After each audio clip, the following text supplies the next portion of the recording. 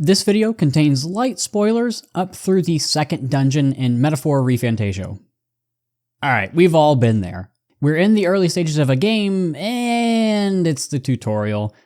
It makes sense that a game handholds us in the beginning, but then it just keeps going and going and going. It never really stops. It never really allows us to go off on our own. That's because the devs don't respect your intelligence. That is, only some games do that. Metaphor ReFantazio is a prime example of a game that's not afraid to let you fail, because of one simple reason. It's a game that respects your intelligence. I'm Ouroboros. Let's talk.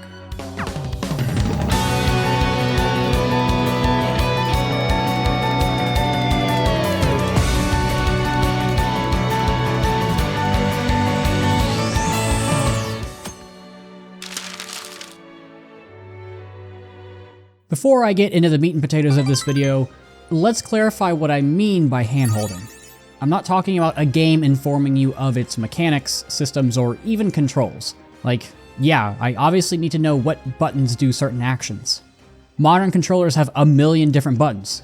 It's not like booting up a copy of the original Mario Bros. Where you literally only have a D-pad and a couple buttons. So that's something I'm okay with. I think it's also fine to inform the player of certain game mechanics as they pop up. Like, imagine playing through the entirety of Breath of the Wild and never realizing that you can warp between the different shrines. That would be a frustrating realization. These are especially true if it's a more niche game like Metaphor. It's got a lot of very game-specific systems that you really don't see anywhere else. There are very few other games that operate on a calendar system or use the follower mechanic. As opposed to generic shooter number 626 where you ADS and shoot with the triggers, you move with the left joystick and aim with the right. When I talk about a game respecting your intelligence, I'm mostly referring to a game allowing you to fail and then hopefully learn on your own. Take, for example, the Xenoblade series. It's infamous for putting a level 80 ape in the starting area for you to get absolutely clowned on.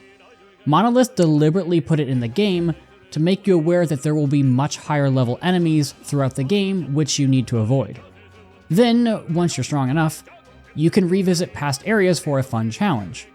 There's no big warning message telling you to stay away and come back later, and they won't exclude it entirely from the game because it serves a purpose. Teaching through failure. Okay, so that's the line we've drawn.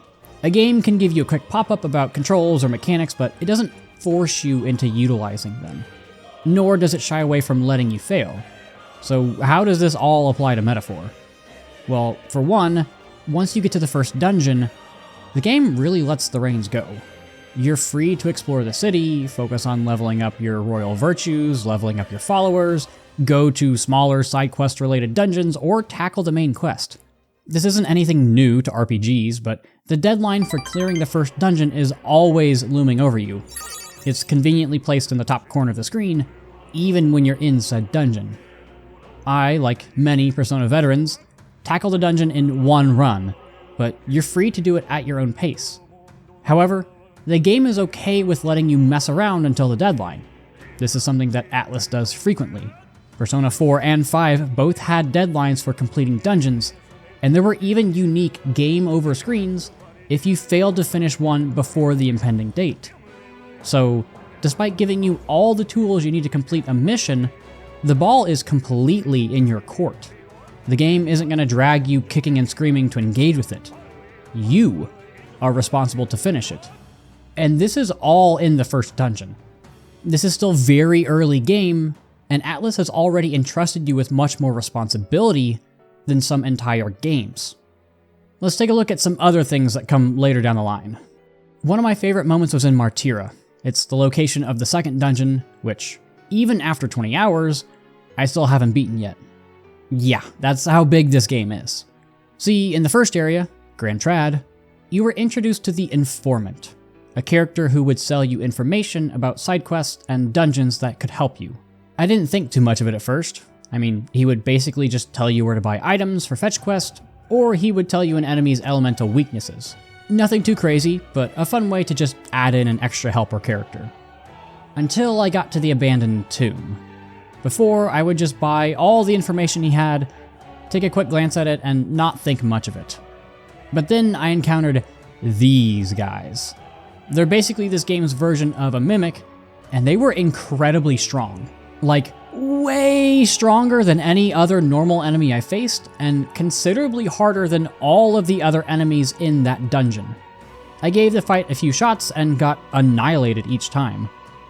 I thought to myself that maybe I was supposed to avoid them altogether. Maybe you were intended to not fight them.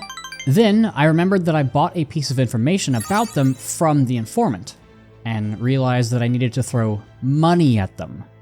There's a follower in the game who unlocks the merchant archetype, which are basically this game's version of classes.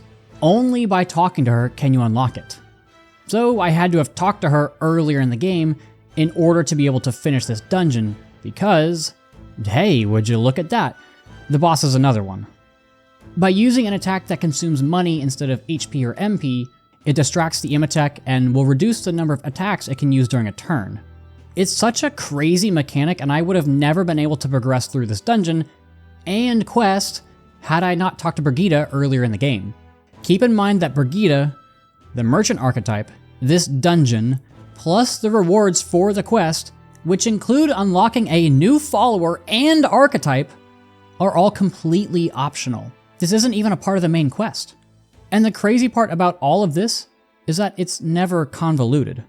All of the pieces are right in front of you. And this was my first realization that the informant is incredibly helpful and will definitely help me out there a lot as the game progresses. It was incredible to experience for the first time. Putting all the pieces together was a fantastic aha moment that I wasn't expecting from a game like Metaphor. I know that a lot of games now have to compensate for the fact that the gaming industry has expanded so rapidly since its inception. They also have to keep in mind that their game may be someone's first in a genre. Mass appeal is great and all, but it's so refreshing to see a game that doesn't feel the need to spell everything out to me. It's more than okay with letting me fail, so that I can better grasp the game's mechanics. There's a weapon in Destiny 1 called the Doctrine of Passing, and its flavor text is, "Death is the best teacher," which feels more than appropriate for all games. We learn so much more from our failures than our victories. Not every game needs to be as punishing or complex as Metaphor, but I want more developers to treat me like Atlus does. Treat me with respect. Treat me maturely. Treat me like I've played plenty of other games before. Only by doing that can we have fantastic and rewarding moments like I have. Metaphor ReFantazio respects your intelligence and doesn't shy away from its identity. Thanks for watching.